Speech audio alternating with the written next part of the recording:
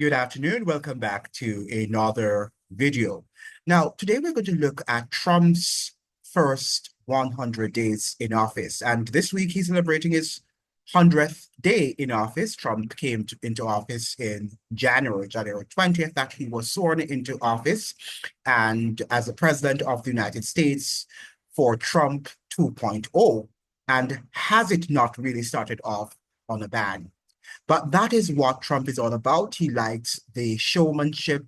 He likes the media. He likes the Hollywoodization of the White House, because that is what he is about, right? To make the White House into a reality TV show, which he is exceptionally good at. Because remember now that Trump was once a reality TV star, right? We ought not to forget that.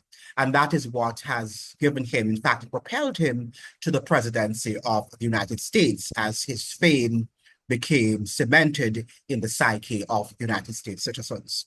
Now, the political newspaper yesterday or day before yesterday brought the most consequential, damaging, head-scratching things Trump did in his first 100 days in office. Now, the people who participated on the panelists were suggesting that the tariffs would have been the most consequential policy that he imposed, not just on China, but around the world. Because remember now that Trump actually had a universal tariff that he imposed on all nations of the world. Now, that is something quite interesting that many of the panelists agreed that tariffs were very consequential, a very consequential policy. Now, that is true, and we must not negate the fact that the tariffs would have been damaging to many economies, including that of the United States, as the citizens will have to assume the increased cost of goods coming into the United States. Now, my most consequential policy, or the most consequential policy for me, as far as Trump is concerned, his first 100 days in office, I would say that it is the subtle erosion of freedom of speech and due process. That, to me, is the most consequential and should be the most consequential for all Americans who are well-thinking and who understand what freedom of expression, freedom of thought, freedom of speech means. We've got to really get back into why the founding fathers placed that in the First Amendment to the Constitution, the Bill of Rights. The whole matter of the ability, freedom of religion, freedom of expression, these are quintessential in cementing a democracy, or whether or not we want to be a civilized nation, yes or no. The fact of the matter is that freedom of expression is limited in the United States to a political party, to partisanship in terms of whatever suits the Democrats, that is freedom of expression for them. And for the Republicans, whatever suits the Republicans, that is freedom of expression for them. And that is what it equates to now. That is what it is synonymous with, the whole matter of freedom of expression. But should freedom of expression and freedom of thought and freedom of conscience be politicized? Should it just be equivalent to what a party is suggesting, is saying, is postulating? I don't think that it should be, because these are innate gifts that come from God, right? God endows us with all of these things, that it is He that we get our freedoms from. Our presidents and our prime minister should not be allocating freedoms to us, because if they do, then we risk the whole situation of their imposing what their narrative of freedom is upon us. And we have to understand that. So Trump's subtle, as I suggested, erosion of freedom of expression is something that we should really be concerned about. In the case of the immigration, the mass deportation, even though he has not yet deported a significant number of persons, and I think Trump is working to get laws passed so that he can deport, or any American president, future American president can deport, can get rid of anyone that they deem to be a threat to their foreign policy. Because if you listen to Marco Rubio carefully, Marco Rubio is positing that he wants to send from America those people, well, he is saying that they are illegal immigrants, as he called them, illegal migrants, or even legal migrants who pose a threat to US foreign policy. It means, therefore, that anyone who challenges Trump's foreign policy or America's foreign policy will be deemed a terrorist, a criminal, and could face deportation.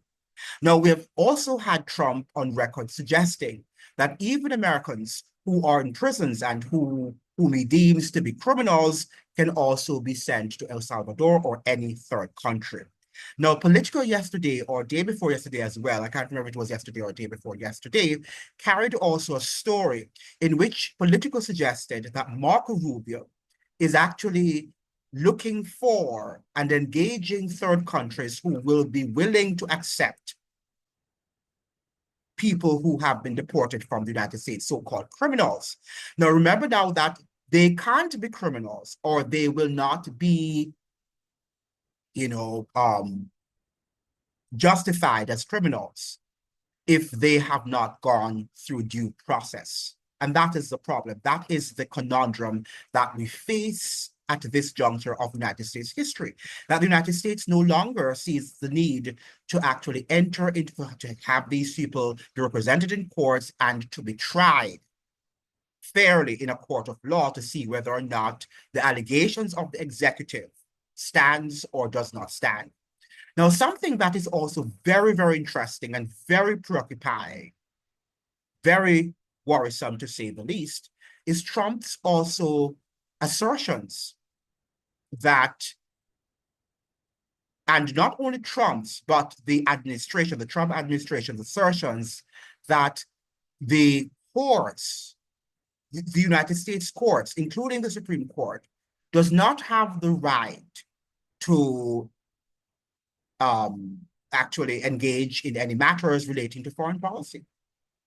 So whatever the executive branch of government does or dictates, that goes, and it should not be evaluated by a legal court, even if it's an unjust law, if it is an unjust mandate. That is something that is also very bothersome in Trump's first 100 days in office. Something that we need to look at, something that we need to recognize, and we need to really ponder on.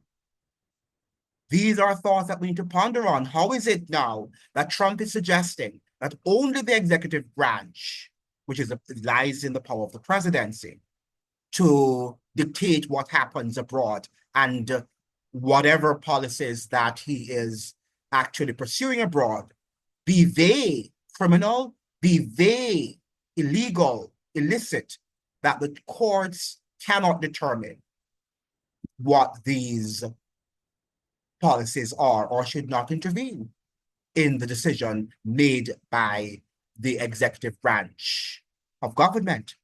Now, that is alarming and something that should say, wow.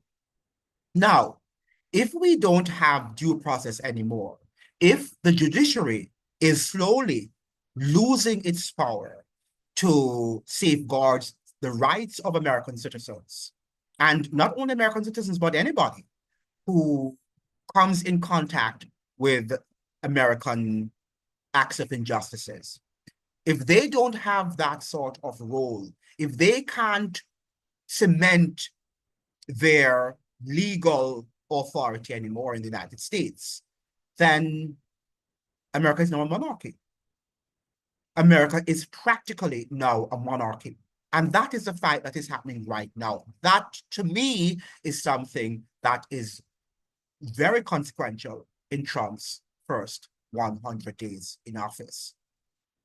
Now, Trump is also on record to suggest that, people who are criminals, people who have kicked somebody with a baseball bat, right, or who have perhaps hit their wives, you can be deported too. So American citizens have to be careful.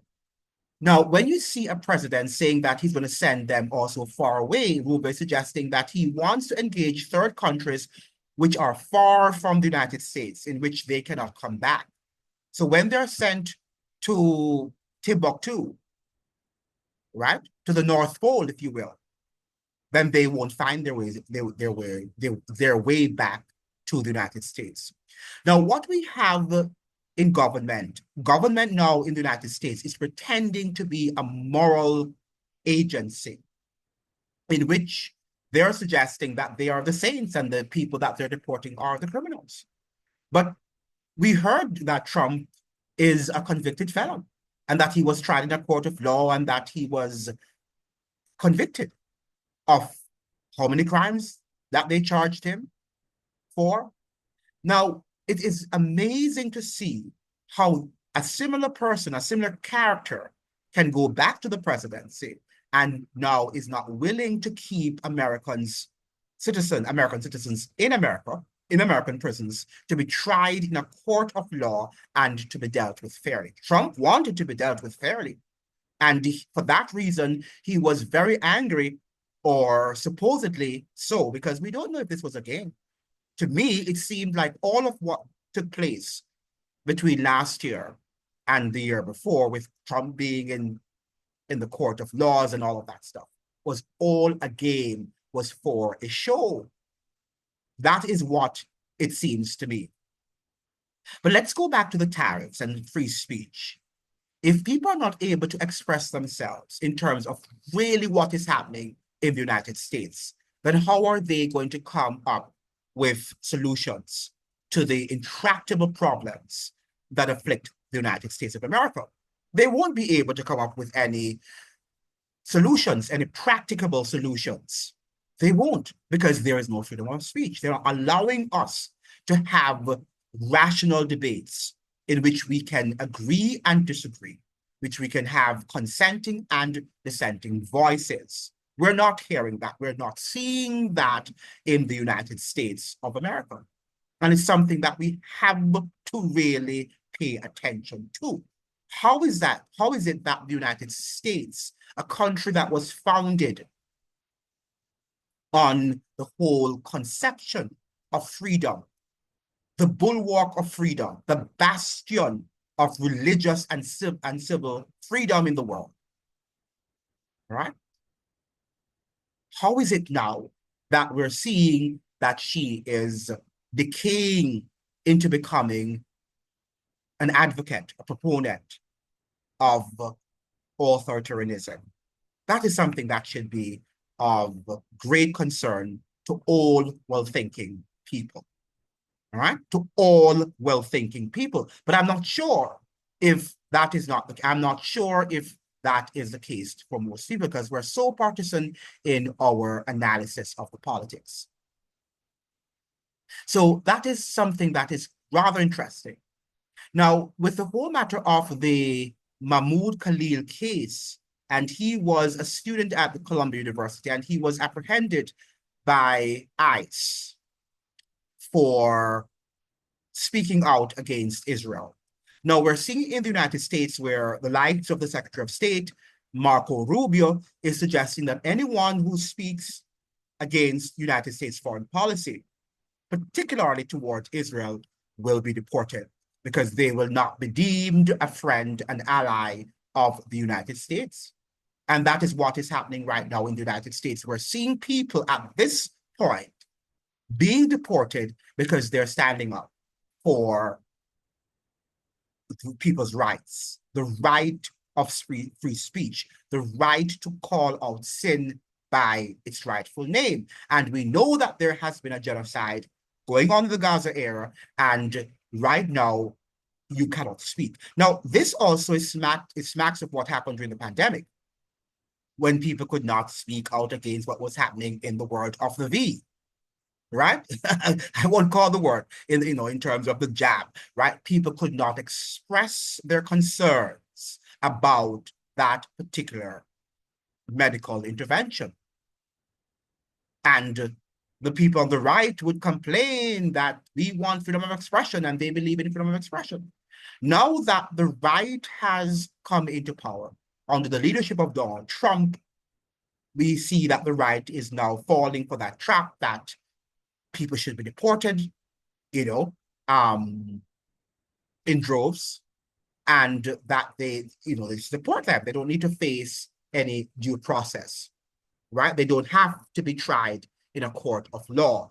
Allegations are just sufficient based on what the executive branch of government has asserted, right? That is what it's all about right now. But when they were on the other side, when the Democrats were in, they were upset that they were not able to express their opinions regarding how the pandemic operations were carried out.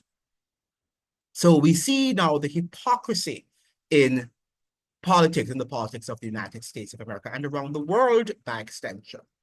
Something that we have to really come to grips with. Something that we have to come to grips with, that our politics is now not real. Has never been real, but we are now seeing, they're now showing their true colors. And they're telling us right before our eyes that they don't mean us well and that they don't care what we have to say about what government does or does not do. Now, another situation, another policy that was implemented, that was imposed upon Americans during Trump's first 100 days in office is the whole matter of the Dodge program and Elon Musk's Dodge. Now, we understand that Elon Musk is now seeking for an appointment as mayor in a small community in Texas. So he's now on his way to Texas, having fulfilled his role as leader of Trump's Dodge program. Now, the Dodge program is synonymous with austerity, economic austerity, that most countries in the global south had to deal with in the person of the IMF. The IMF and the World Bank imposed rigid austerity on these countries, and they saw that their health care benefits and even their pensions were actually eroded and depleted, right? That is what happened under the strictures of the IMF and World Bank's economic policies that for years have been inflicted on the countries of the global south. So the countries of the global south are aware of the games that the elites play with the pockets of the working class and the middle classes of society. They understand that austerity means that every benefit that the state offers is going to be cut, right? Every benefit, from healthcare to education to any other welfare, disabilities, and you will see that your hospitals are going to decay.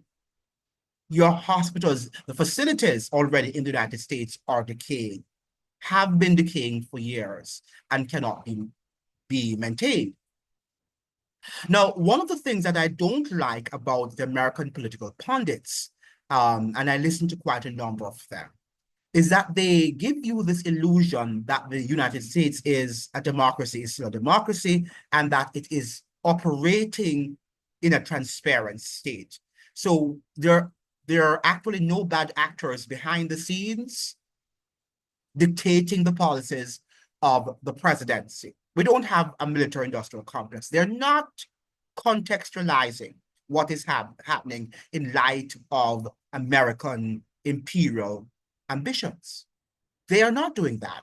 So if you're just listening to what they're telling you, that this is going to affect this and that's going to affect that, and you're not putting the matter and you're not contextualizing and seeing that the United States empire is what is causing the mess that we see happening in Washington, D.C., and that Trump is just a representative of the United States military-industrial complex and their Wall Street elites, right? That is what is happening, and Trump is just doing their bidding. Now, for the United States to change, it will have to close down its over 800 military bases that it has in the world. It will have to stop the wars. It will have to go back to the days of diplomacy, the days of negotiation, not that might makes right. And that is what is happening in the world right now. The United States, for example, was the one who locked down its factories and sent them to China and other parts of Asia. And now that it is seeing that it is in a very dire straits economically, it is now seeking to impose its will. And if it has to go to a war with China because it wants to reclaim its economic might, which it has dearly lost because of whether it was intentional or unintentional, I don't know. And you really wonder if it was not intentional. But perhaps it being intentional, they did not foresee that China would have amassed so much wealth, not understanding that China was a global power once, was an empire during the 19th century, well, the early 18th, you know, and very early 19th century, that China was a power, right? Well, I would say the 18th century, the latter part, until the latter part of the 18th century.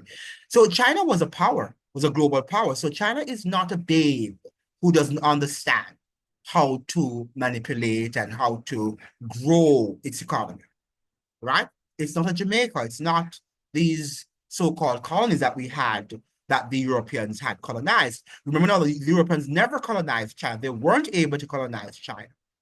So China was not, is have not been under, has not been rather, or had not been under the manipulative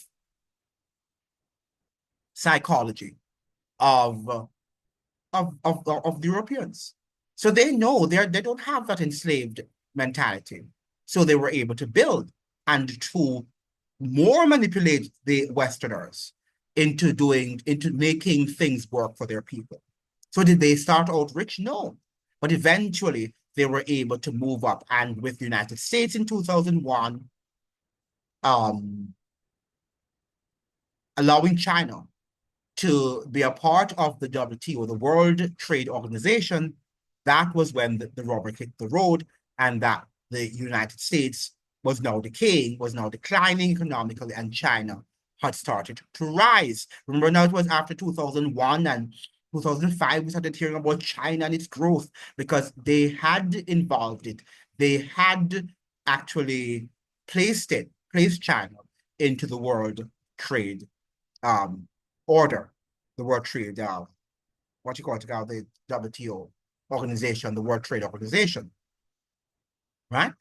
So that is what they did. That is what the United States did. And now China has risen and is the economic power, is the manufacturing power of the world, of the entire world.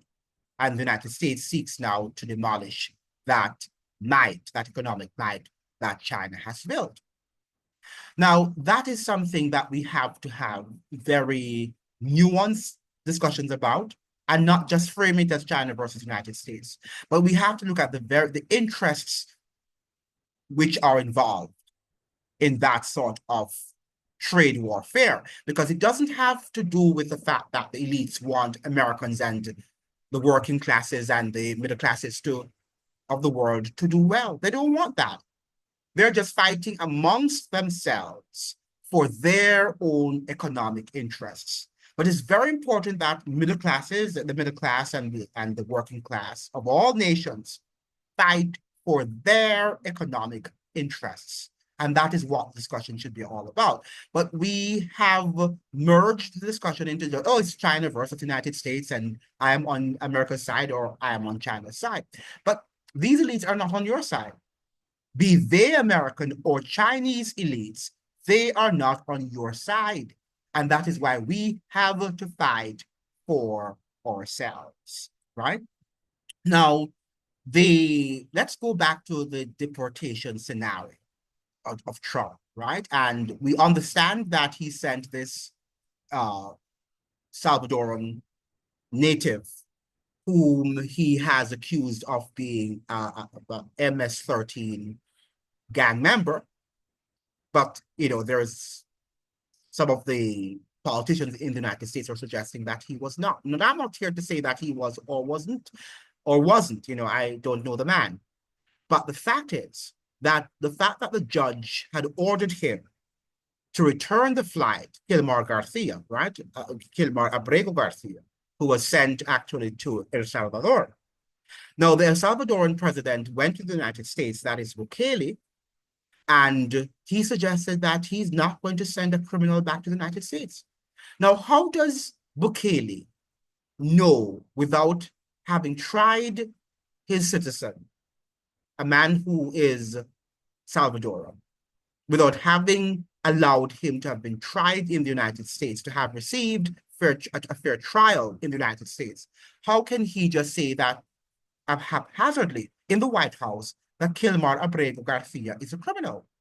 And he can't send, it is not within his remit to return a criminal back to the United States. Right? Now, when you read about Bukele, Bukele has also formed an agreement with the gangs in El Salvador. He formed an alliance with them, and they came up with an agreement in terms of how they're going to keep the murder rate down for some time. But I understand that that did not last for long, that no sooner had the murder rate gone down than we began to hear again. We started hearing of an increase in the murder rate a year or two after the decline in the murder rate. So maybe they had an agreement that one should control the western part of El Salvador, the other the eastern. We don't know what that agreement was, but that does not sound good. How do you enter into agreement with gangs? Or do you try to simply eradicate them? Shouldn't that be the goal? Or should we enter into a relationship with them? Now, if a relationship has been entered with gangs by a head of state, then when you're sending a citizen that you think, let us say that Kilmar Abrego Garcia is in fact MS-13 member, what if he is an enemy of the gang right now and the state has an agreement with them, with the MS-13, what if they should kill him? Because we don't know what the agreement is. And that is why it would have been better if Kilmar Abrego Garcia had been tried fairly in a U.S. court of law, since he was there and he had received asylum and he was legally there. And Trump did say that he was deported in error that he was deported. Now, if that was an error, then that is why you should have him flown back to the United States to be tried. Now, if he's convicted, now the courts should decide what should be the next action, and then the executive branch should follow suit. That is how a normal democratic system or state behaves or conducts itself. But that is not what Trump is doing. That is not what Trump is doing. Trump is suggesting that he makes a decision and that the courts should not be involved. And Marco Rubio said that very clearly, I think it was the day before yesterday also, that a judge does not need to impose its ideas or its opinions, be they justified or justifiable, onto the executive. So he says he doesn't have to tell the courts what he's doing. The executive branch of government in the United States is not beholden to U.S. courts, which means, therefore, that it's an erosion of due process. Now, American citizens have to understand, some of them have not yet begun to understand, particularly those on the right, who think that Trump is doing this to save them, to protect them. But you must understand that it might be you today, them today, but it might be you tomorrow. It could be them, the so-called illegal, and some of them are legal immigrants, legal migrants in the country, and they have been deported for whatever allegations have been cast against them, right?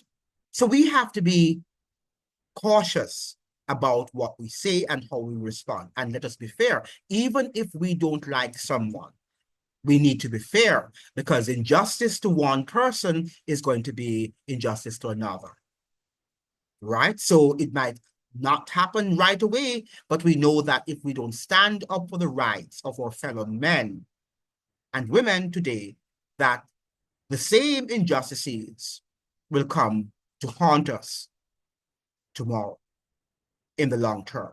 And we've got to understand that. And I don't think many of us are understanding it as much as possible. I don't think we are. Yeah. Trump also suggested in his 100 days, I think that was done on Easter, during the Easter, I think was on Easter Sunday, he was suggesting that America must return back to its religious roots. But in what religion? America was never a religious state. It was founded on Christian principles, and I would say Protestant principles. All right, let me not use the word Christian. I should say Protestant principles, in the sense that when you Protestants mean that one should worship according to the dictates of his conscience.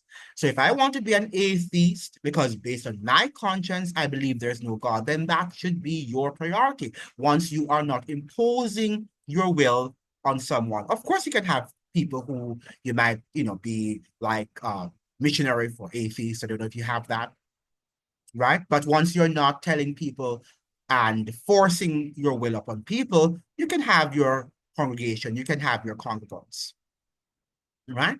If you want to be a Muslim, if you want to be a Hindu, you should worship according to the dictates of your conscience, right? That is the whole matter of the Protestant ideology, the Protestant philosophy.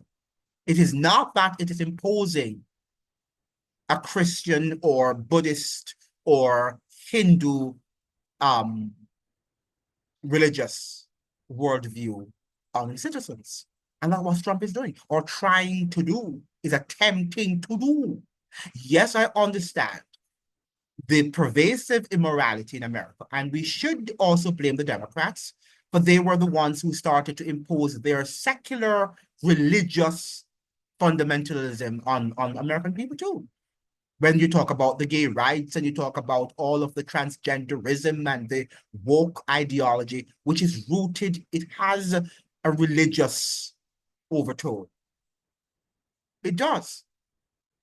It has a lot of religious symbolisms in which people have to do it. If they don't do it, then you are where? And people should say that you're a racist, or you are a xenophobe, or you're a homophobe, or whatever they want to call you. These should be very bothersome. So the right is moving to another extreme on the pendulum, coming from the extremity that the Democrats actually had also before they demitted office. So that is very, very concerning, that both parties have this sort of religious fervor.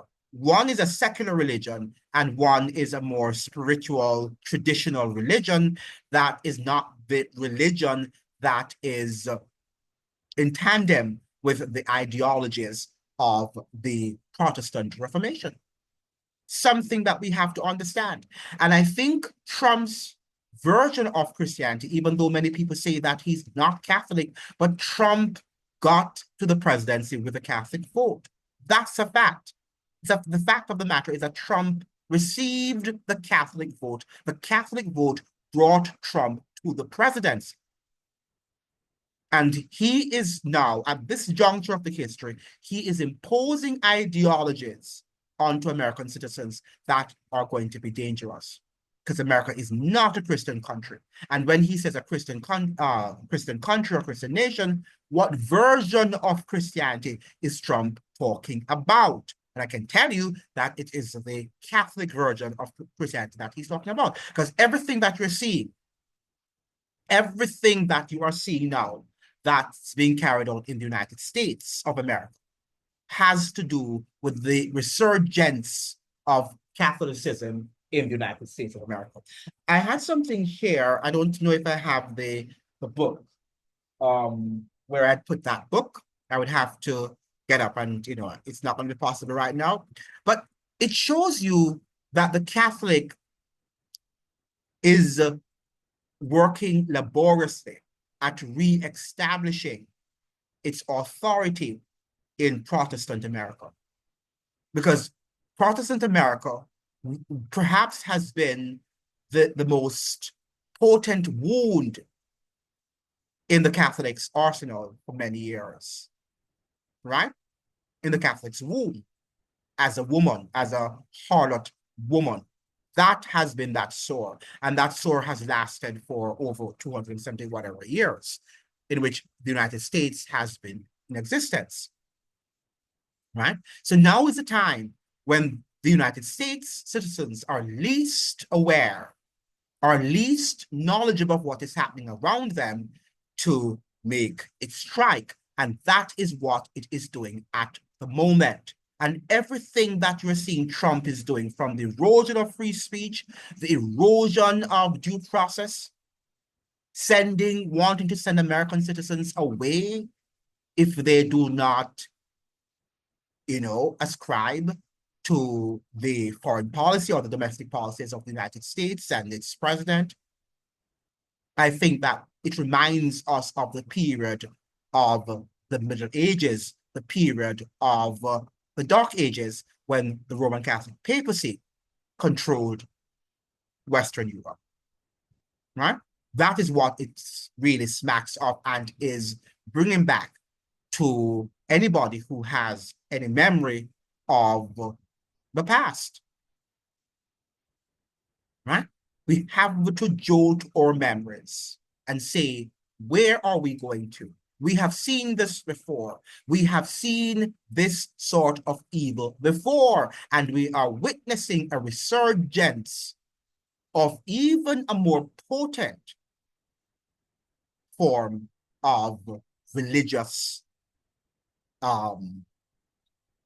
persecution. Because that's what it is. That's what it is.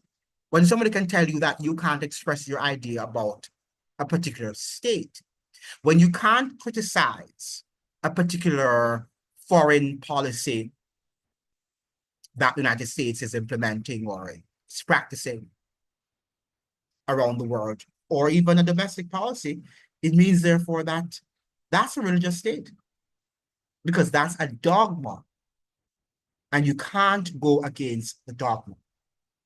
And if you remember what happened in Catholic Europe, you could not go against the dogma of Catholicism.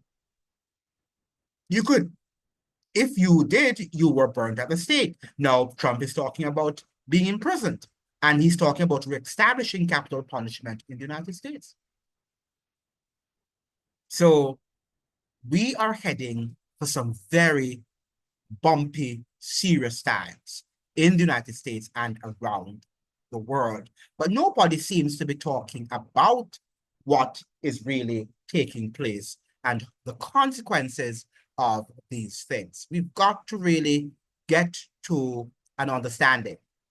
Now, we're also seeing where, in terms of freedom of speech, books and, papers and channels and what you say on one, right now we understand that Trump is also searching, reviewing people's social media accounts.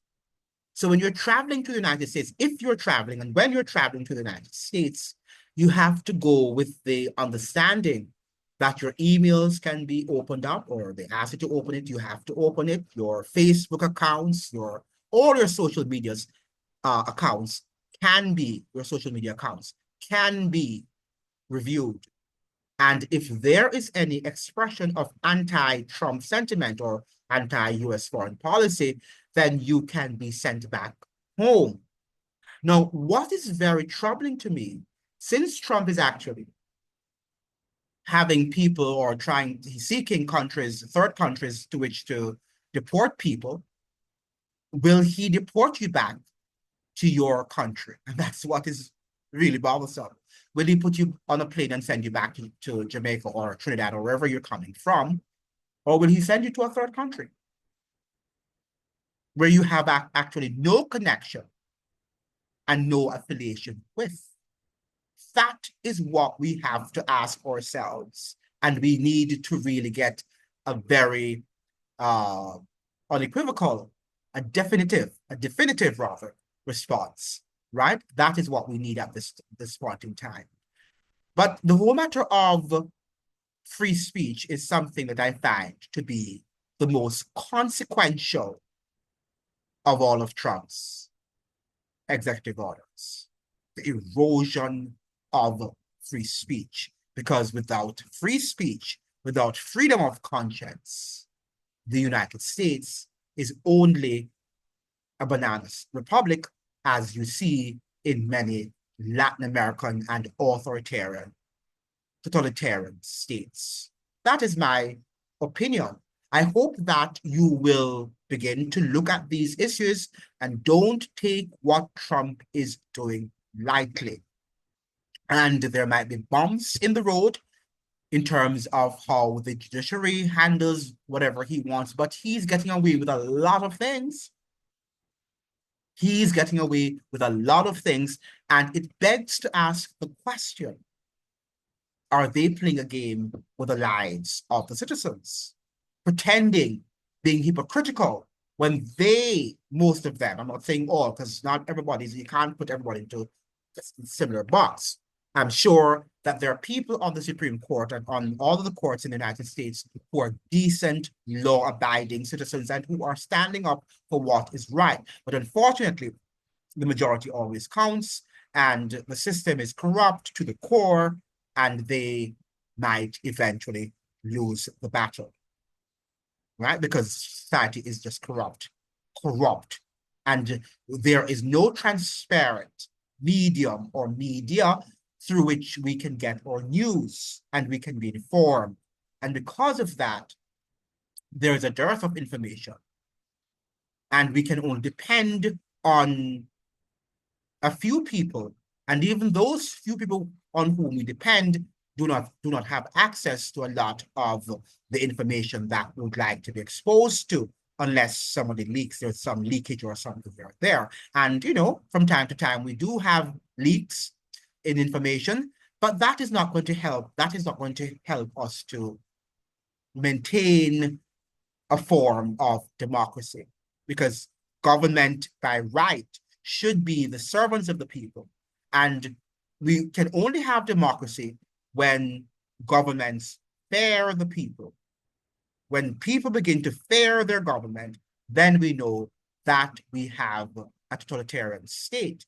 And I think the United States of America is fast heading on that path of becoming a totalitarian and not a Republican state. So these are my assessment of Trump's first 100 days in office. I hope that you like, share, and subscribe. And just like the channel, like the video rather, and subscribe to the channel so that we can grow and we can look at what is happening in the news on a daily basis. See you then. Have a great day, and ciao.